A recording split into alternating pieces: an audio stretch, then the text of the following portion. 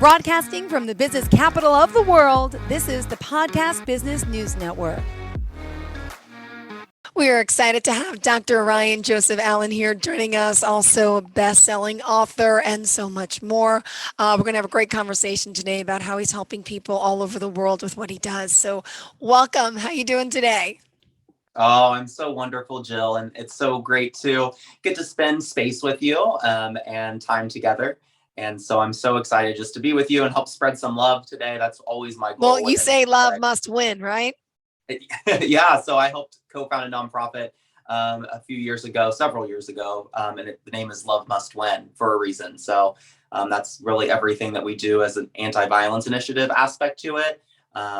Ranging from anything from LGBTQ plus recovery services to we host a pride in our area. I'm in a rural community, so we do all kinds of things, especially with the LGBTQ plus populations. So. Beautiful. So you're from Cincinnati, Ohio, right? Yes. And where do you want to start? Tell us more about yourself, if you don't mind. We can get into the book, your transformational coaching, and all you do. Yeah, well, there's so much, right? And that's where it started. It started when I was a kiddo, and people would ask what you wanted to do when you grew up, and I was like, I don't know, I'll do this or this. But I said, really, what I want to do is just help people. Yeah. And people would say, well, you can't do that for a job, right? You have to have a career. You have to have a job. You're like, no, that's what I want to do. Yep. Mm-hmm. Yep, exactly. I just want to help people and bring some love. And I had such a big heart. By the time I was 6 or 7, I had my first thoughts of suicide and felt really disconnected from the world. And a big piece of that was that I was taught by extended family and society, et cetera, that LGBTQ plus people went to hell, and from a Christian perspective. And that broke my heart because I was so connected to source, divine, creator, God, love, whatever you want to call that, right?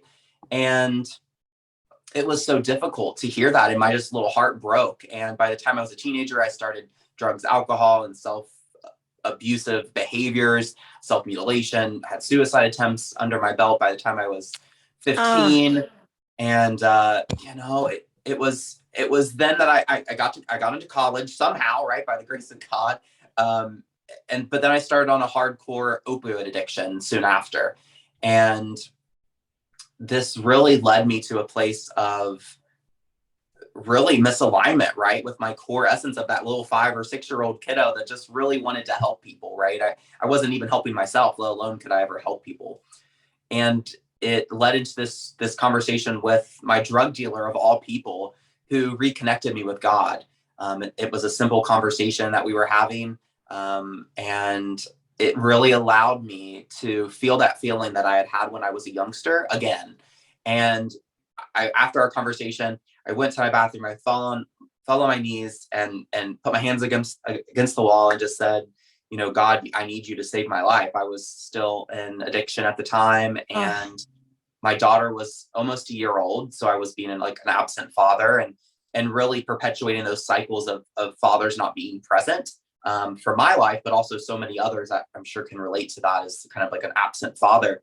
And so I asked God to save my life and kind of turn things around for me and really started learning what my God felt like to me that was different than what I was taught by my family or churches or by society, and really dug in my heart and figured out what that meant to me. Got it. Well, thank you for sharing your experience and for being so open with us. And now, of course, your calling is to do the work that you do. And my drug dealer brought me to God. Now, when did you write that book? So it's been a process for about 3 years now. It launched in 2021 in October timeframe, and did really well. And then as soon as it kind of launched, I didn't have much time to kind of sit in the glory of it, right? I was in the middle of my dissertation process for my doctoral degree. So I kind of it was like one of those, let's celebrate, good, we got it out.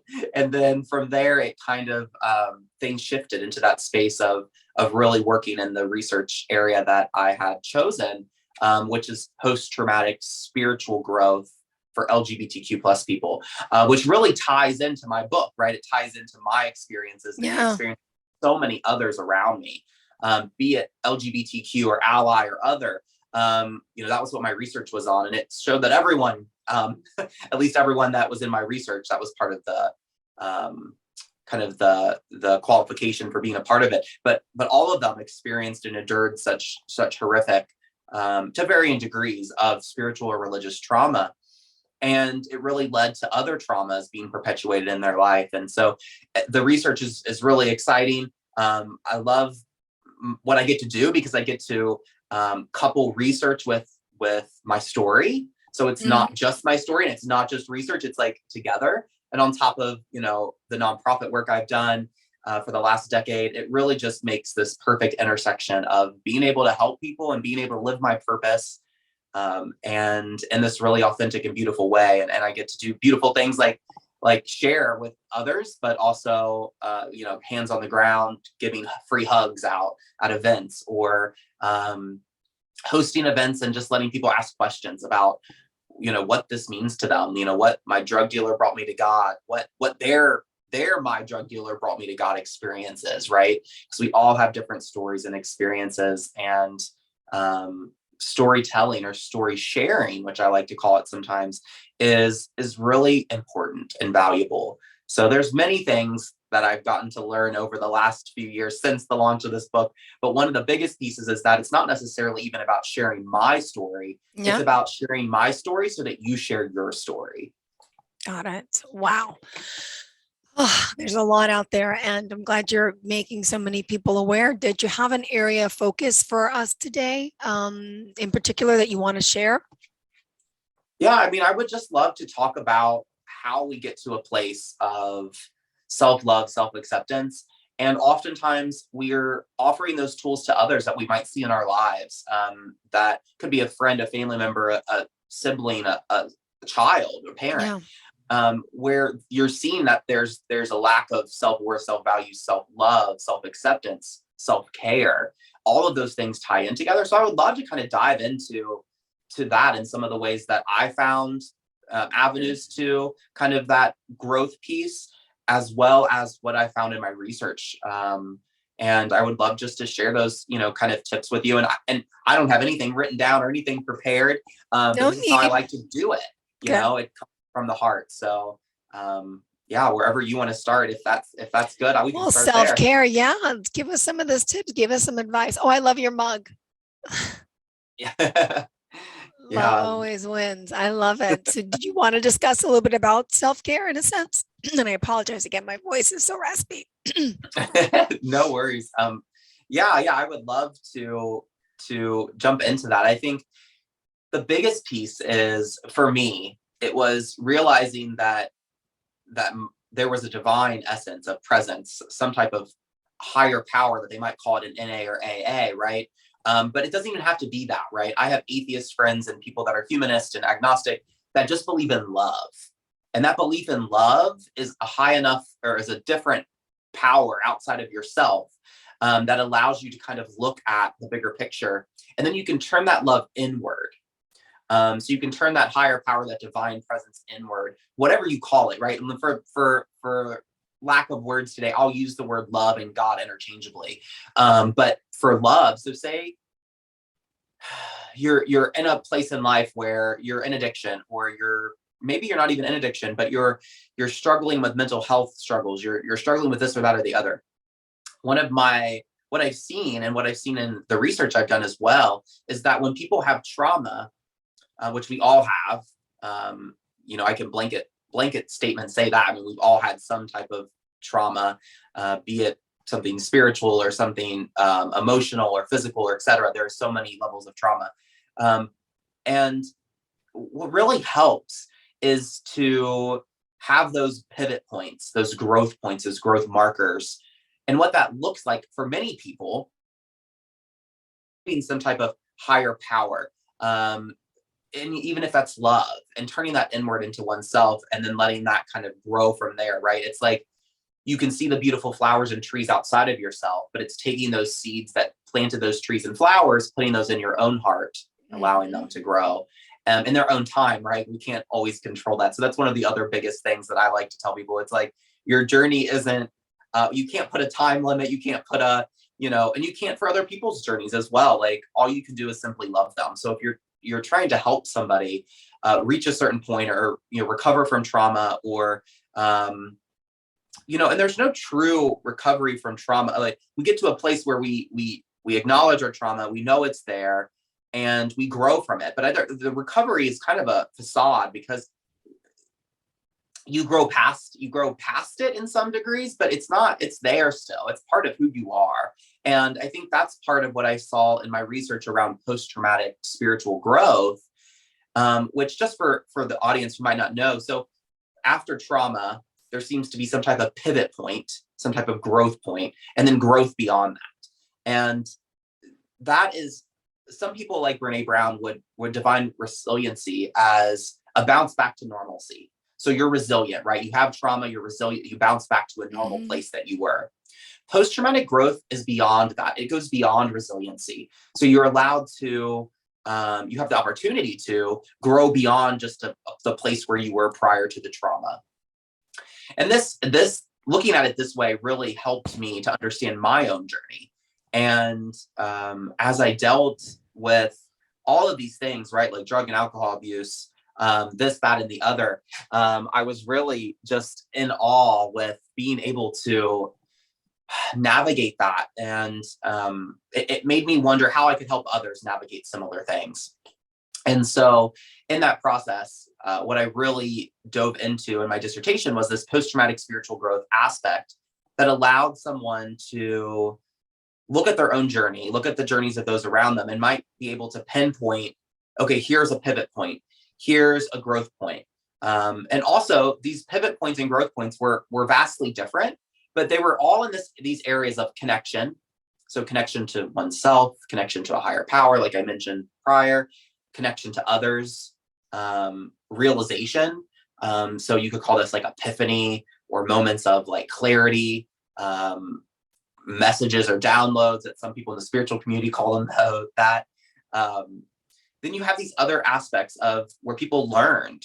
It was simple opening up a book, as simple as listening to a podcast or watching a TV show that was empowering or enlightening to them, that helped them have a change or a pivot in their life. And then this growth looked vastly similar to that. It looked like people learning, growing, sharing, advocating.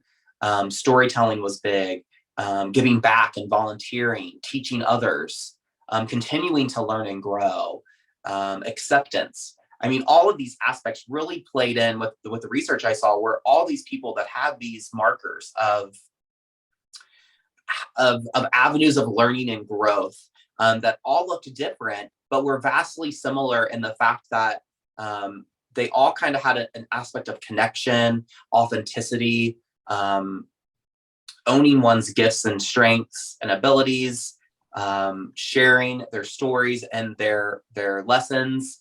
And so I really I find it intriguing that that's the work I was doing. So I started my book before I started my dissertation, and it just happens to be that they're just really perfectly aligned, and has given me such a greater sense of how I can help others in the world. Got it. And by the way, we didn't establish your website and contact information. Do you mind sharing it right now? Yeah, certainly. So you can find me on RyanJosephAllen.com. Allen is ALLEN. Or you can find it at mydrugdealerbroughtmetogod.com. You can also, check out Love Must Win's websites, lovemustwin.org. Yeah. And like I said, sometimes you get on these podcasts and it's funny because, there's a million things we could talk about, but at the end of the day, like I just really let the host or the divine or both or all of us dictate and navigate. And the biggest thing in the news now, unfortunately, is all the trauma, right? The trauma of all those children's lives lost, in Texas, and then all those lives lost in Buffalo and New York. It's just, there's just so much trauma, and it's how do people deal? How do they grieve? How do they heal from that? And as a coach, I'm sure you work with people who go through trauma. I mean, all sorts of trauma. And is there anything that, by the way, it's ryanjosephallen.com, that you could share with us about trauma and grief and how we start to rebuild to get better? I mean, it's so hard losing a child. It's the unthinkable, right? Yeah, so I'll share a little story from what Love Must Win. Part of the work that we've done in the past is we were there at the Pulse Memorial for the year 1 and 2 and 3 of the Pulse massacre, where 49 people were tragically taken way too early. And getting to be there, what we did is we offered our Hearts and Hugs program, which essentially is a handwritten message on a heart on a physical piece of paper or cardboard or foam, and then given hugs. So we had 6 team members from here in the Cincinnati area as one of the 49 nonprofits that they chose to do a community service project that first year. And I always say to this day, that is the most valuable work that I've ever done, is being able to be on the ground with people, even a year later, and give hugs to people and encouraging messages and just hold space for them. It really taught me what holding space means. And I've brought this up in places, even clinical arenas, and I don't know what that means, but essentially holding space, it just means being there for somebody, actively listening. You don't have to say or do anything except be there, be present with that person, and allow them to share and allow them to grieve and allow them to process. And so during that, I hugged hundreds of people, thousands of people in the 3 years that we did that project with in Orlando there. And it's been the most valuable work that I think I've ever done, like I said. And getting to hug, I mean, I remember I hugged this one guy. He just fell in my arms and just sobbed, and my whole shirt was wet with his tears. And eventually, when he was able to get out the words, you don't, every now and again I would just rub his shoulder, or he'd lay his head on me, so I would just have my hand on his head, but I didn't say anything. But eventually he said something, and he said, I was supposed to be there that night and I didn't go because I was depressed or whatever, having some anxiety and depression issues, and I didn't go, and now it should have been me that was taken, not them. And I mean, what do you say to somebody like that, right? So I know. you hug them and hold them and let them know that you love them. I mean, I simply just said, I'm happy that you're here, happy that you weren't taken early, and now maybe you can help others. Or, at the very end, after he was done crying, and at some point we had a therapist with us that had traveled, and she had came in and saw the situation, and we kind of just huddled together and all held each other. Because what do you do in situations like that? It's even a therapist, that's the best, answer for even a therapist at that point. It was like, come in and hug him, at the very end, give him a resource of an organization in the area that dealt with, mental health and suicide, and making sure you have those resources available. But that resource wasn't, if we just came in with a big sign, here's a resource, I mean, that's fine, but holding space for someone is totally different than that. So I would say, for me, when I go into a situation like that where someone's received such horrific trauma, it's really just about holding space. And that holding space looks like sometimes not even saying a word, or sometimes just saying, oh my gosh, I'm so sorry. It's the worst thing that could ever happen. I'm so sorry for your loss and for the situation, for the tragedy. But there's no there's no like right answer for what's going to be right in every situation. But I will Yeah. say holding space is kind of the go-to, and you can hold space in different kind of levels or different areas, for depending on the situation. Oh, gosh.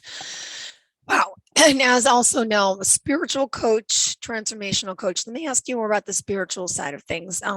So let me ask you before, I don't know if you do tarot cards, is it just something that you feel, or when you say spiritual coaching, where does that come from? It's just an intuitiveness that you have, or do you have a Yeah. mediumship? Are you also psychic or medium? Well, it's funny. There's a long family line of that. And my mom, who's been a psychologist, owned her own private practice for 20 years, now does healing work as her profession. So she integrates some of the things she learned in the clinical field and her passions for doing healing work in the kind of psychic realms.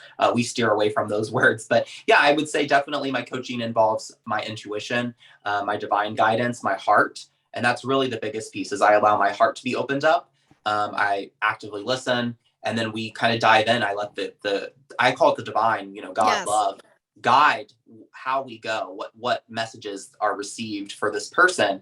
And really the spiritual coaching is also for people that have experienced spiritual or religious trauma. So that's really the intention behind the words spiritual or transformational coach for me. Is I take people that have had spiritual trauma, um, religious trauma, both, and talk them through that, talk them through the healing Yeah. process in that area, also using my divine spiritual gifts as well. So it's funny that you said that, because I usually don't share that too openly See? with others, but I use it. It's very natural. It's very Yeah. it's part of the work that I'm called to do, and it's just navigating this kind of, you know, navigating the academic sector, the business sector, the corporate sector, the nonprofit sector, and also the spiritual sector, because they're all intertwined in what I do. And so it's really cool to be able to bring all of those aspects together, and really still put the divine at the center of that. I always say, when you bring authenticity, your skill set and education and knowledge, your story, and the divine, so like a four-pointed kind of diamond or something, you get so much authenticity and realness, when you're able to bring those four things to the table. And that's one of the skills I teach people, is how to show up authentically, how to use their skills, how to own their skills, how to get a connection with some type of divine, even if that's just simply love, how to connect with love in a way maybe they haven't been able to before, and really working with your energy systems, your chakras, breathing techniques. I've been trained in Kundalini, a practice called oneness out of India, which is a hands-on healing modality. There's many other ways outside of my academic and professional life that I've dove into spirituality, but I do incorporate those in what I do, regardless. And it actually ends up being an experience where I feel most people benefit so beautifully. And even if they don't know they've been a part of a spiritual experience, it was. And it was intentionally done so to be that way. So thanks for bringing that up, You're Joe. I don't always welcome. share those things. I kind of like sneak them in when people have me speak or do things, and it's per the audience, right? I Like, could feel um, it. Yeah, yeah, you got some energy there about you. And yeah, which is an extra bonus in a sense to have someone like you guiding you along your transformational way. And do you want to share some experiences of some of the people you've helped or you're helping, that maybe some of our listeners can relate to and kind of empathize and feel, wow, this is me, or I've walked in these shoes, or I could benefit from this? yeah. So one of my clients is this beautiful healer. She owns a big piece of property here on one of our local rivers, and does a lot of like sustainable programming. She does this really cool event called River Vibes. And it was funny when she reached out for coaching. I was like, you don't need me to help, but everyone needs some help in some area, and that's Yeah. okay, right? Like, I might need help organizing my financial aspects. Someone else like her might need help. She needed help really kind of like organizing her thoughts.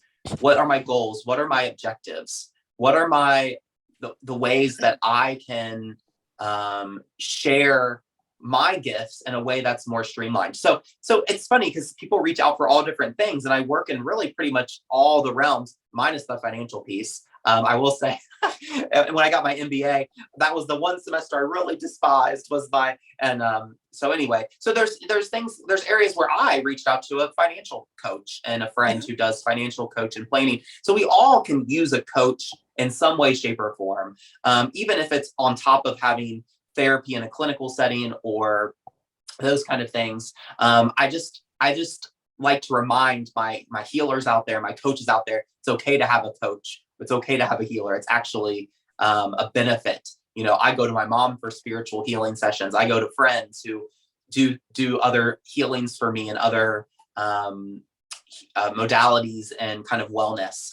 And I think that's beautiful, and it's beautiful to support each other. So I think I just, outside of wanting to share like, specific stories, I just wanted that piece to shine through, because I think sometimes as a healer or a coach or a therapist or a psychologist, you think, oh, I'm the one that's giving this, but in reality, we all have something to give and share.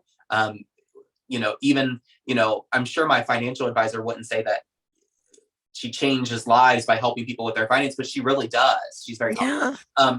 but she does. And by her coaching me in areas where I wasn't as strong, helps me in ways that she doesn't even know. And so I think that's really powerful when we're able to step into that and own our gifts, but also see our weaknesses and see our weaknesses as strengths, and help other people build up our weaknesses. And then we can help others while we do that as well. So it's it's a fully functioning system. It's not just about me. It's not just about this or that. It's about helping everyone. Like, everyone works together. And I think that's what's really cool in the kind of spiritual healing community, is that we all kind of do that. We offer session for session, or this for that.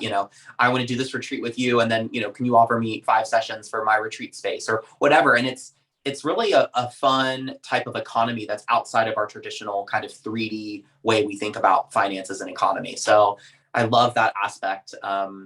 I also have dove into a shamanic elemental journey the past 18 months, and where we go through the elements, earth, water, fire, and air, and really use that as a way of healing and growing and learning in ways I just never thought were possible. And actually so much so that I loved the ideology behind the elements. So I launched just recently, I soft launched, and I guess this is the official launch today. Okay, cool.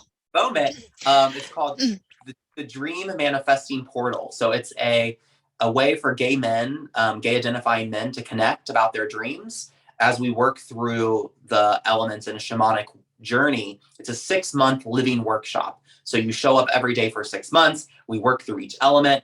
We learn how to identify your dreams, grow your dreams, create your dreams, and launch your dreams. It's a really beautiful process. I'm super excited about it.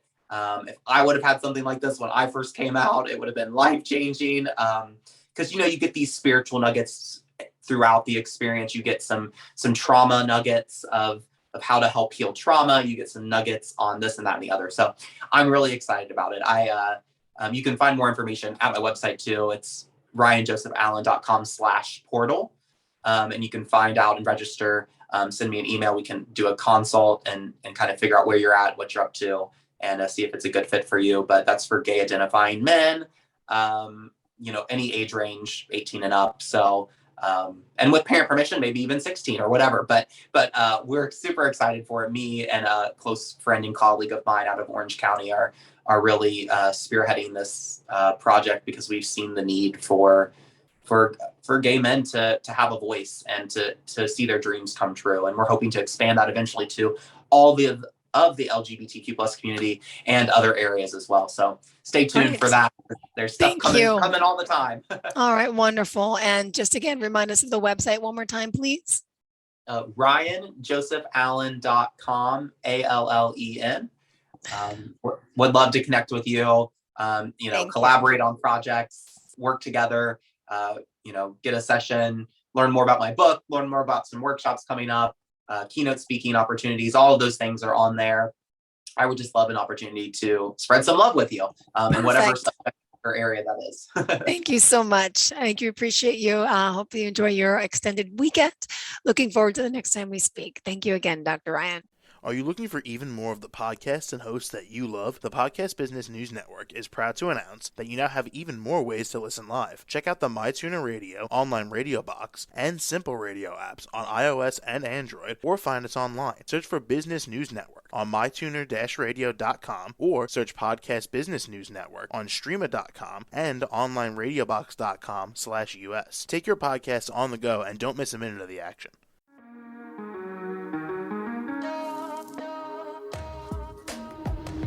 Broadcasting from the business capital of the world, this is the Podcast Business News Network. For nearly 2,000 severely injured veterans, everyday life has become filled with barriers. Day-to-day simple tasks can become pretty daunting. I have to carry my chair up 2 flights of steps or have somebody do it for me. What scares me the most is just the falling. When I'm struggling with my house, I think, to have that one great barrier just knocked down, it's crucial. Home for Our Troops is a wonderful nonprofit that builds a mortgage-free, fully adaptive, handicap-accessible house. And there's no catch. It'll be our very first home that we've ever owned. This is a game changer. This is where your life begins again. We need you to join us in completing this important mission. Please visit hfotusa.org and help build homes and rebuild lives. Because of you, everything's going to be okay.